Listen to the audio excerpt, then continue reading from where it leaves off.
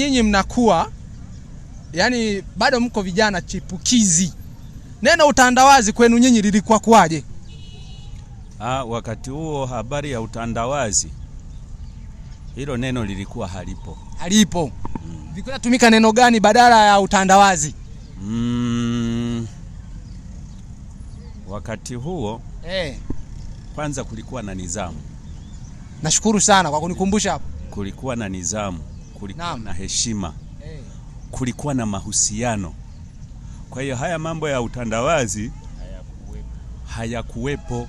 Ni miaka hii sasa mahusiano ndiyo yaliyokuwepo, ndiyo yaliyochukua nafasi kubwa. Mimi na swali la kizushi. Kwa mfano ukakuta jirani yako amemwadhibu mwanao kwa sasa hivi, unaweza ukafurahi au unaweza ukachukia? Binafsi ninaweza nikafurahi. Si rahisi kuweza kukutana na mtu au mtu akampiga mtoto pasipokuwa na sababu. Namna. Kwa mimi ndafurahi kwa sababu uliishi katika mahusiano, unajua. Wakati ule sisi tunakuwa wakati hata tunasoma, ukimwona mwalimu hata mbali, unaenda kumpokea madaftari, vitabu alivyonavyo, kumleta mpaka wapi? Kama ni nyumbani unampeleka, kama ni shuleni mpaka sana na mzee njiani anaku